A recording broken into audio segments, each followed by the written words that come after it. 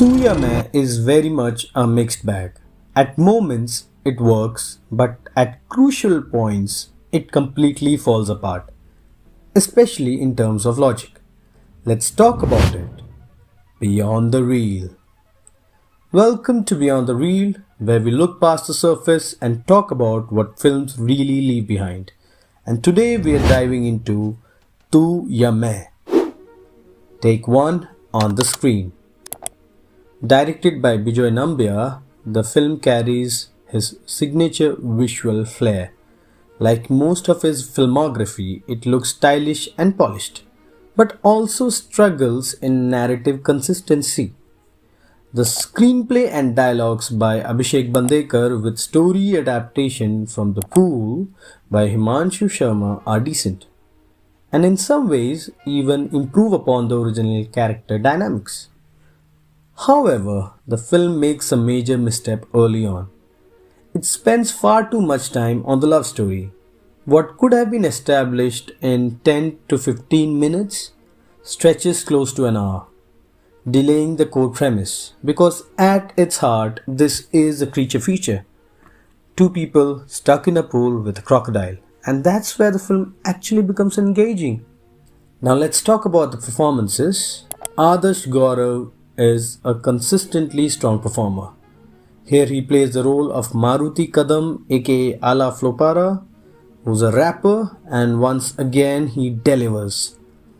Natural, convincing and effortless. That's what we could use to describe his performance in this movie.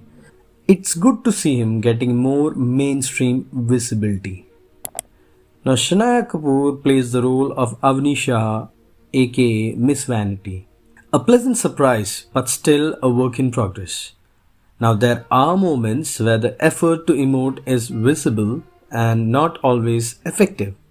However, she fits the role well, almost like an extension of the character itself. With time and better writing, there is potential. The supporting cast does what's required. A notable cameo by Parvati Tiruvottu adds intrigue, even in a brief mute appearance. Talking about the technical aspects, visually the film holds up, but in a creature feature, the VFX is the main attraction, and here it disappoints.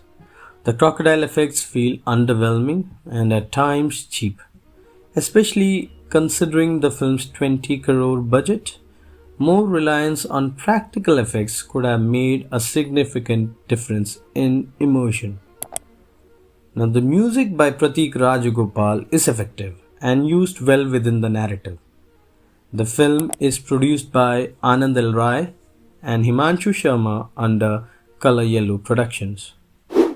Take 2. Between the Lines.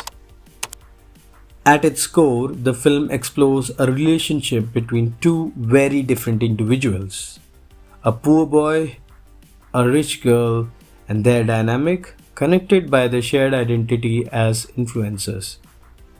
Now, the central question becomes, in a life or death situation, who do you choose? Do you choose yourself or your partner? The film attempts to explore communication, trust and survival, suggesting that even in extreme circumstances, staying together matters. Now, where does it falter? The film keeps things very surface level. One of the more questionable narrative choices is how it handles the subplot involving the unborn child. Instead of exploring it meaningfully, it becomes more of a plot device, leading to decisions that feel careless and at times outright illogical. And that ties into a larger issue. The characters repeatedly make poor decisions, even when they are shown as educated and are self-aware. Now this doesn't add tension, it reduces credibility. Take 3. After the Fade. Now the main takeaway from the film is that the film unintentionally reinforces a simple truth, that most problems could be solved with basic critical thinking. Now what works is the pool sequences, which are genuinely engaging. The tension improves once the core premise kicks in, and the music supports the narrative well. Now, what doesn't work is the emotional dilemmas, which feel underdeveloped. The unborn child subplot is handled rather abruptly, and by the end, the entire thread feels conveniently handled or conveniently ignored. Now, as far as the rewatch value is concerned, frankly, this is a one time watch. It gets interesting in parts, especially during the survival segments, but doesn't leave a lasting impression. On the Beyond the Reel After Impact scale, Tu Yaa Mein earns a 2 out of 5. That is, it fades fast. It slips from memory almost as soon as it ends, especially as a Netflix watch. If you enjoy conversations that go deeper than hype, subscribe to Beyond the Reel, like and share our videos as well. And if you have any comments from your side, let's discuss in the comment section below. I'll see you after the next watch.